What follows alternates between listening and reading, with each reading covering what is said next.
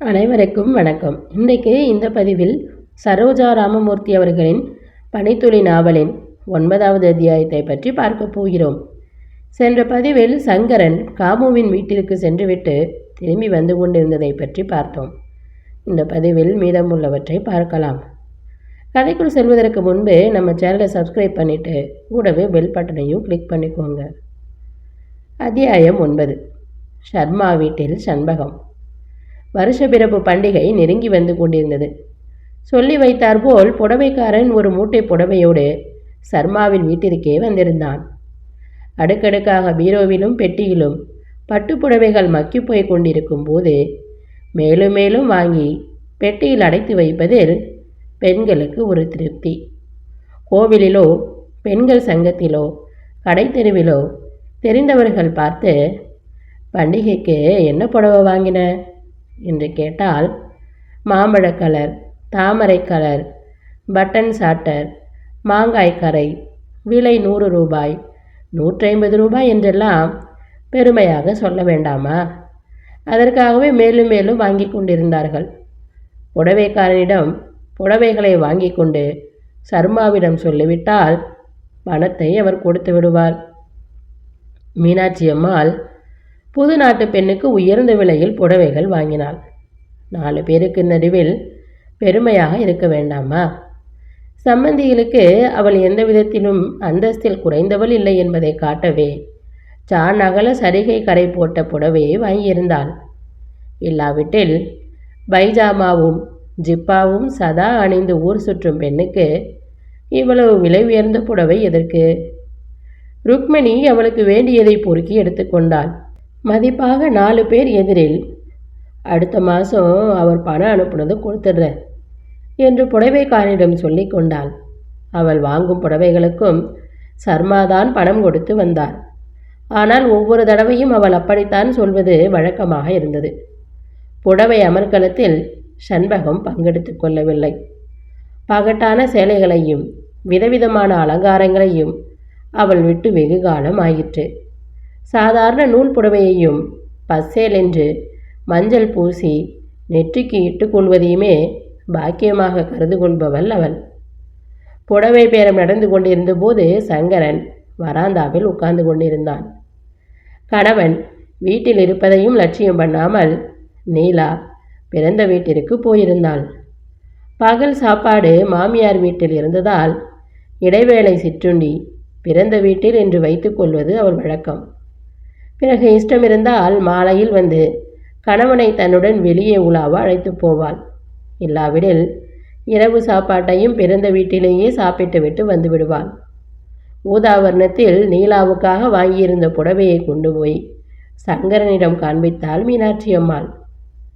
5 கஜம் 150 ரூபாய் என்று பெருமையுடன் சொல்லிவிட்டு, உனக்கு கலர் பிடிக்கிறதாடா என்று கேட்டாள். எனக்கு பிடித்து என்ன ஆக வேண்டும்? நானா கட்டி கொள்ளப் போகிறேன்? அதுவும் உன் நாட்டு பெண் சதா பைஜாமா போட்டுக்கொண்டே தெரிகிறாளே, அவளுக்கு எதற்கு புடவை என்று கேட்டான் சங்கரன். அது எப்படியாவது இருக்கட்டுமாடா, நான் செய்வதை நாம் செஞ்சாதான் நல்லா இருக்கும். எத்தனையோ புடவைகள் அவள் பிறந்த வீட்டில் வாங்கியிருக்கிறார்கள். நாம் ஒன்று கூட வாங்காமல் இருந்தால் நன்றாக இருக்குமா என்று கேட்டாள் மீனாட்சி. ஊருக்காக பால் குடிப்பதா, உடம்புக்காக பால் குடிப்பதா என்று சொல்வார்கள். இருதயபூர்வமான அன்புடன் புடவையை நீலாவுக்கு வாங்கி அளிக்கவில்லை மீனாட்சி. 4 பேர் மெச்சி பேசுவதற்காகத்தான் அந்த புடவையை வாங்கியிருக்கிறான். வியாபாரம் முடிந்ததும் புடவைக்காரன் மூட்டையை கட்டி கொண்டு போய்விட்டான். அவன் போன பிறகுதான் இவர்கள் சண்பகத்துக்கு ஒன்றுமே வாங்கவில்லை என்று ஷர்மாவுக்கு நினைவு வந்தது. அடுப்பங்கரையில் வேலையாக இருந்த சண்பகத்தை தேடி போனார் ஷர்மா.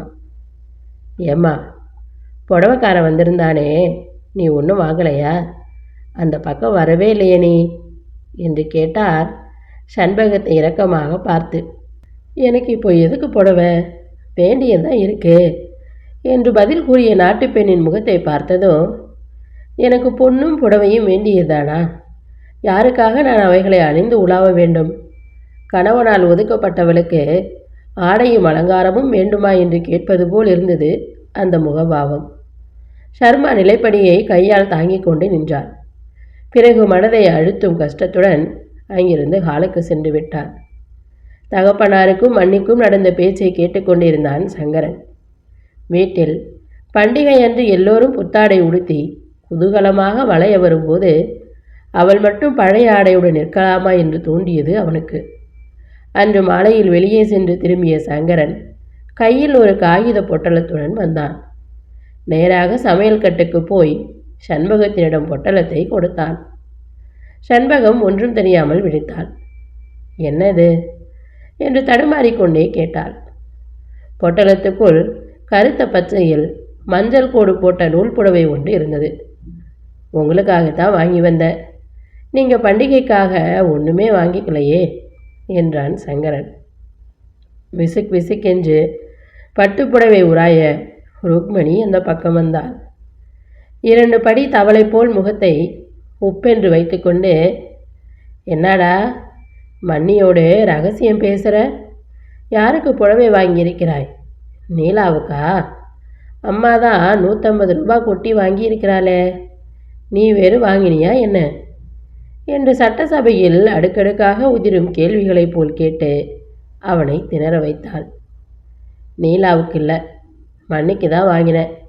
அவள் தான் பட்டுப்புடவையே உடுத்துவதில்லையே என்றான் சங்கரன். உப்பியிருந்த ருக்மணியின் முகம் சப்பென்று வாடியது. சண்பகத்துக்கு சங்கரன் புடவை வாங்கி கொடுக்கவாவது? வயசு வந்த மைதுனன் மன்னிக்கு புடவை வாங்கி கொடுக்க என்ன கரிசனம் அவனுக்கு? பூனை மாதிரி இருந்து கொண்டு இந்த சண்பகம் என்ன ஆட்டம் ஆட்டி வைக்கிறாள் மாமனாரையும் சங்கரனையும். அவனவனால் வீட்டை வாசலை விட்டுவிட்டு எங்கோ கண்காணாத சீமையில் போய் கிடக்கிறான். இந்த பீடை அவன் பங்கையும் சேர்த்து சாப்பிட்டு விட்டு நீலி வேஷம் போடுகிறாளே. பஞ்சு பொதியில் நெருப்பு பிடித்தது போல் புடவை விஷயம் வீடு பூராவும் நொடியில் பரவியது. தலைக்கு தலை நாட்டாமையா என்று கருவிக்கொண்டு மீனாட்சி அம்மாள் ஆத்திரத்தோடு வந்தாள் புடவையை பார்க்க. சூழ் கொட்டிவிட்டு வழக்கத்தை விட சீக்கிரமாகவே நீலா தன் மாடி அறைக்கு சென்று விட்டாள். சங்கரா, நீ புத்திசாலிப்பா.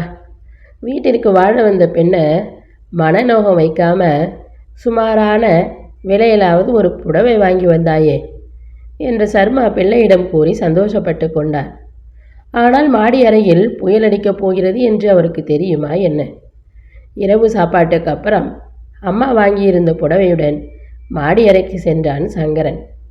நீலா விளக்கொலியில் பிரித்த ஆங்கில புஸ்தகம் ஒன்றை மார்பின் மீது வைத்துக்கொண்டு ஆழ்ந்த தூக்கத்தில் இருந்தாள்.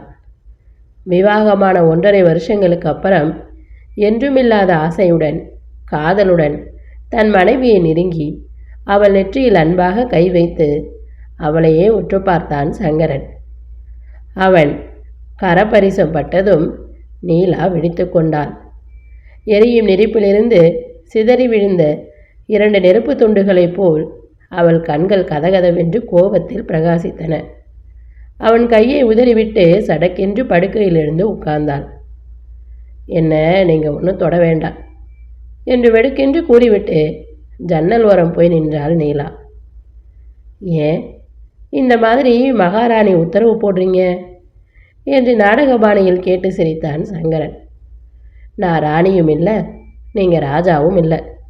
நான் ஒரு ஏமாந்தவன், நீங்கள் ஏமாற்றியவர் என்று அழுத்தமாக கூறிவிட்டு மறுபடியும் தகிக்கும் பார்வையில் அவனை சுட்டரித்து விடுவது போல் பார்த்தாள்.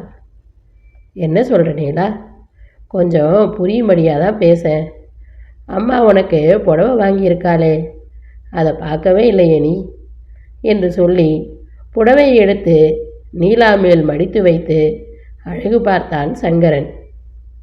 தகதகவென்று பிரகாசிக்கும் ஜரிகை கரையுடன் அந்த புடவை நீலாவுக்கு எடுப்பாக இருந்தது. அம்மா தான் எனக்கு புடவை வாங்கணும், நீங்கள் உங்கள் மன்னிக்கு புடவை வாங்குங்க, அப்படித்தான் போல இருக்கிறது உங்கள் வீட்டு நியாயம் என்றாள் அவள். பாவம், சண்பகம் துரதிர்ஷ்டம் பிடித்தவள். பிறந்த சில வருஷங்களில் தாயை இழந்தாள். அதன் பிறகு அன்புடன் வளர்த்த தந்தையை இழந்தாள். அதன் பிறகு கணவனால் கைவிடப்பட்டாள். அவளிடம் நியாயமாக அன்பு செலுத்த வேண்டியவர்கள் அவளை மறந்துவிட்டார்கள். சங்கரன் அவளிடம் காட்டும் அன்பு நியாயமானது இல்லையா? அன்பே சிவம் என்று பெரியவர்கள் சொல்லுகிறார்கள். அன்பு அழியாதது, நிலையானது, பவித்திரமானது என்று பேசுகிறார்கள். சங்கரன் சண்பகத்திடம் காட்டும் அன்புக்கு அவன் குடும்பத்தார் களங்கம் ஏற்படுத்த முயலுகிறார்கள். படித்தவள் என்று பெயர் வாங்கிய மனைவி அவன் அன்புக்கு மாசு ஏற்படுத்துகிறாள். நாளைக்கு ஊரார் ஏதாவது சொல்ல பார்ப்பார்கள். சங்கரன் சிறிது நேரம் என்ன செய்வதென்று தெரியாமல் நின்றான். காமுவை போய் அடிக்கடி பார்த்து வந்தாலும் இதே பேச்சுதான் ஏற்படப் போகிறது. கூட பிறந்த சகோதரியிடம் செலுத்தும் அன்பை போல் சண்பகத்திடம் காட்டும் அன்புக்கே களங்கம் ஏற்படுத்தும் உலகம் காமுவிடம் தான் காட்டும் அன்பை என்னவென்று மதிப்பிடும்? கல்யாணமாகாத ஒரு இளம் பெண்ணுடன் ஒரு இளைஞன், அவன் விவாகம் ஆனவனாக இருந்தாலும் பழகுவதை உலகம் எப்படி எடைபோடும்? வானத்தில் நட்சத்திரங்கள் மின்னின. நீலவானில் பதித்த வைரங்கள் போல் சுடர்விட்டன அவை. இயற்கை எண்ணெய் ஏற்றிய ஆயிரம் ஆயிரம் தீபங்கள் போல் இருந்தன. சங்கரன் வானத்தை பார்த்து பெருமூச்சு விட்டான். அருகில் காலி சொருவமாக நிற்கும் மனைவியை பார்த்தான். சதா கணவனை நிறுத்தும் முருகும் மன்னி சண்பகத்தையும் நினைத்தான். தன்னால் ஏமாற்றப்பட்ட காமுவின் கலை நிறைந்த மோகன உருவத்தை நினைத்து கொண்டான். அவன் கையிலிருந்து உதறி தள்ளிய பட்டுப்புடவை மடிப்பு கலைந்து கீழே விழுந்து கிடந்தது. கீழே சண்பகத்துக்காக அவன் வாங்கி வந்த புடவை மடிப்பு கலையாமல் சுவாமி அலமாரியின் கீழ் வைக்கப்பட்டிருந்தது. கொதிக்கும் உள்ளத்திலிருந்து பொங்கி வரும் துக்கத்தை அடக்க முடியாமல் சண்பகத்தின் கண்கள் 2 துளி கண்ணீரை சிந்தின. புது புடவையின் மீது, அதுவும் கரும்பச்ச புடவை மீது அவை முத்து போல் உருண்டு நின்றன. இவ்வளவு பேச்சுகளையும் சகித்து கொண்டு அவளுக்கு அந்த வீட்டில் வாழ்வதற்கு என்ன காத்து கிடைக்கிறது? என்றாவது அவள் கணவன் தாய்நாடு திரும்பி வருவான். சண்பகத்தின் வறண்டு போன வாழ்வை பசுமை பெறும் என்ற நம்பிக்கைதான் காரணம். கணவன் வரவை எதிர்பார்த்து வாடும் மங்கையும், கணவன் தயவின்றி தன்னால் வாழ முடியும் என்கிற பெண்ணும் ஒரே வீட்டில் வாழ்ந்தார்கள். காதலும் அன்பும் கொண்டு கணவனுடன் வாழ வேண்டியவள் அவனை உதறி தள்ளுகிறாள். காதலும் அன்பும் கிட்டாதா என்று ஏங்கி மடிகிறாள் சண்பகம். அதற்காகவே இவ்வளவு பேர்களுடைய கொடுமைகளையும் அவள் சகித்து வந்தாள். கொடுமைகளை சகிக்கலாம், பொறுக்கலாம், அலட்சியங்களை சமாளித்து விடலாம். ஆனால் பெண்மைக்கே மாசு கற்பிப்பதை சகிக்க முடியுமா? அதுவும் படித்த ஒரு பெண்ணாலேயே அவ்விதம் சந்தேகிக்கப்படும் போது சண்பகத்தின் மனம் நொந்த புண்ணாக மாறியது. ஒவ்வொரு சொல்லும் ஊசி போல் அவள் உடல் எங்கும் குத்தியது. நீலா அவனை சந்தேகிக்கிறாள். சங்கரனின் தூய அன்பையும் குரோத கண் கொண்டு பார்க்கலாம். நாளடைவில் இந்த அற்ப சந்தேகங்கள் விஸ்வரூபம் எடுத்துவிடும். பிறகு வெறும்பாயை மெல்லும் மாமியாருக்கு ஒரு பிடி அவள் ஆகப்பட்ட மாதிரிதான். நாத்தனார் வேறு அதற்கு கண் காது மூக்கு வைத்து விடுவாள். இன்னொரு தடவை சங்கரன் அவளிடம் பேச வரும்போதோ அல்லது அவளாகவோ அவனிடம் நிலைமையை கூறிவிட வேண்டியதான். இல்லாவிட்டில் எவ்வளவு கஷ்டங்கள் இருந்தாலும் பிறந்த வீட்டுக்காவது சென்று இருந்து விடுவது. அதுவும் சௌகரியப்படாவிடில் நர்ஸ் உத்தியோகத்துக்கோ உபாத்தியாயினி தொழிலுக்கோ படித்து வேலைக்கு போய்விட வேண்டும். சண்பகம் துயரத்துடன் சுவாமி அலமாரிக்கு அருகிலேயே படுத்திருந்தாள். புடவை வேண்டுமென்று அவள் யாரிடமாவது சொன்னாளா என்ன? நேரம் போவது தெரியாமல் அவள் தீவிரமாக யோசித்தாள். பெண்ணின் வாழ்வு சமூகத்தில் இன்றும் அவலமாகத்தான் இருக்கிறது. சகலமும் பொருதி இருந்தால்தான் அவள் மதிப்புடன் இருக்க முடியும். சண்பகமும் மதிப்புடன் வாழ வேண்டும். சந்தேகம் தோன்ற ஆரம்பித்த பின்பு மதிப்பும் மரியாதையும் எதிர்பார்க்க முடியுமா? சாதாரணமாக ஏதோ பேசிக்கொண்டிருந்ததற்கே அன்று நீலா ஏதோ பேசினாள். இன்று ஆசையுடனும் அனுதாபத்துடனும் சங்கரன் யாரும் கூறாமலேயே புடவை வாங்கி வந்திருக்கிறாள். நீலா இதற்கு பேசாமல் இருந்து விடுவாளா? ஏற்கனவே அவள் பிறந்த வீட்டில் பெண்ணை சரியாக கவனிக்கவில்லை. சங்கரன் மனைவியிடம் பிரியத்துடன் நடந்து கொள்ளவில்லை என்று புகார் செய்கிறார்களாம். கடவுளே, இவ்வளவு பெரிய உலகத்தை படைத்து அதில் எனக்கு புகலிடம் இல்லாமல் செய்துவிட்டாயே. என்னை அன்புடன் வாய் என்று அழைப்பவர்கள் இல்லாமல் செய்துவிட்டாயே என்று சண்பகம் மனமெடிக்க புலம்பினாள். கண்களில் அருவி போல் கண்ணீர் பெருகியது. தாயின் அன்பிணைப்பில் சுகமாக தூங்கும் பானுவின் மெல்லிய மூச்சு வேதனை தரும் அவள் நெஞ்சில் பரவியது. இவ்வளவு துக்கத்துக்கும் நடுவில் கடவுள் ஒரு குழந்தையை கொடுத்திருக்கிறார். அதை தன்னுடையது என்று உரிமை பாராட்டி கொள்ளலாம். பால்வடியும் அவள் முகத்தை பார்த்து மனச்சாந்தி பெறலாம். அதன் பேச்சில் ஈடுபட்டு கவலைகளை மறக்கலாம். கள்ளங்கபடமற்ற அதன் வார்த்தைகளை கேட்டு சந்தோஷப்படலாம். குழந்தை மனம், குழந்தை உள்ளம் என்று சொல்லுகிறார்களே, அந்த குழந்தை மனதை புரிந்து கொள்ளும் சக்தி பலருக்கு இருப்பதில்லை. நீலாவும் கலாசாலை படிப்பு படித்தவள்தான். 4 தினங்களுக்கு முன்பு குழந்தை பானு ஏதோ விளையாட்டாக மாடியில் நீலாவின் அறைக்குள் சென்று விட்டாள். அங்கு இருந்த பொருள்கள் யாவும் அவளுக்கு வினோதமாக இருந்திருக்க வேண்டும். நீல வர்ணத்தில் இருந்த சோப்பு பெட்டியை அவள் எடுத்து அழகு பார்த்து கொண்டிருக்கும் போது நீலா வந்து விட்டாள். நீலா சித்தி என்றால் பானுவுக்கு மிகவும் பயம். கைகள் பதற பெட்டியை கீழே போட்டு விட்டாள் குழந்தை. பிளாஸ்டிக் பெட்டி தானே, சுக்குநூறாக உடைந்து போயிற்று. நீலாவுக்கு கோபம் பற்றி கொண்டு வந்தது. குழந்தையின் கன்னத்தை திருகி கையை பிடித்து இழுத்துக்கொண்டு கீழே வந்தாள். பாருங்க மன்னி, உங்கள் பெண் செஞ்சிருக்க வேலையை. குழந்தைகளுக்கு சிறு வயசிலிருந்தே நல்ல ட்ரைனிங் கொடுக்க வேண்டும் என்று படபடப்பாக பேசிவிட்டு போனாள் நீலா.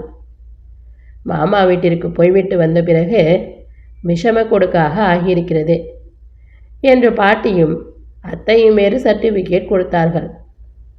கிடக்கிறத விடு, நாலனா பெட்டிதானே, வீட்டில் எத்தனையோ இறைபடுது என்று தாத்தா சிபாரிசுக்கு வராமல் இருந்தால் அவர்கள் இன்னும் ஏதாவது சொல்லியிருப்பார்கள். கண்களில் கண்ணீர் தழும்ப ஒரு பக்கமாக நின்று கொண்டிருந்த குழந்தையை மறைவில் போய் சண்பகம் அணைத்து கொண்டாள். இனிமே மாடி பக்கம் போகாதம்மா என்று கண்ணீர் வடித்தாள். முன்பு ஒரு நாள் வாசனை தைல புட்டியை கீழே போட்டு உடைத்து விட்டாள். நீலா அதை பற்றி வீட்டில் எல்லோருக்கும் கோபமாக இருந்தாலும் போகிறது போ, கை தவறி போய்விட்டது, பூமி தேவி ஆசைப்பட்டாள் என்றெல்லாம் மீனாட்சி அம்மாள் பேசினாள். குழந்தையை கண்டாலும் தான் இவர்களுக்கு ஆகவில்லை, என்னை கண்டாலும் பிடிக்கவில்லை என்று அதை கேட்டதும் சண்பகம் உருகினாள். தூங்கிக் கொண்டிருந்த குழந்தையின் கைகளை அன்புடன் வருடினாள் சண்பகம். தூக்கத்தில் தாயை ஆவலுடன் கட்டிக்கொண்ட பானுவின் ஸ்பரிசம் நொந்து போன சண்பகத்தின் மனதுக்கு ஆறுதலாக இருந்தது. கண்களை அழுத்தி மூடிக்கொண்டாலும் அவளுக்கு தூக்கம் வரவில்லை. புரண்டு புரண்டு படுத்துக்கொண்டே இருந்தாள். கூடத்தில் மாட்டியிருந்த கடிகாரம் டான் டான் என்று இருண்டடித்தது. கோடை காலமாதலால் இறுக்கமாக இருக்கவே பானுவுக்கு போர்த்திவிட்டு சண்பக முற்றத்தில் போய் உட்கார்ந்தாள். பகலெல்லாம் வேலை செய்து அழுத்து போய் இரவு தூக்கம் வராததால் தலையை வலித்தது அவளுக்கு.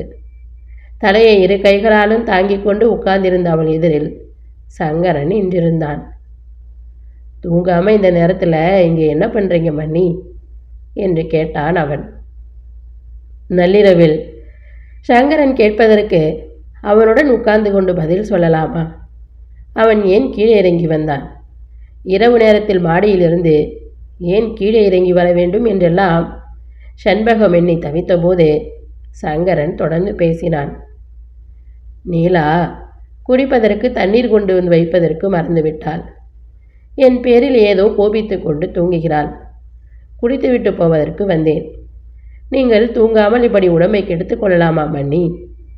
என்றாவது நீங்கள் அண்ணாவுடன் சேர்ந்து சந்தோஷமாக இருக்கப் போகிறீர்கள் என்று இன்னும் ஏதோ பேச வாயெடுத்தான் சங்கரன். மாடி அறையில் படிச்சென்று நீலவிளக்கு எரிய ஆரம்பித்தது.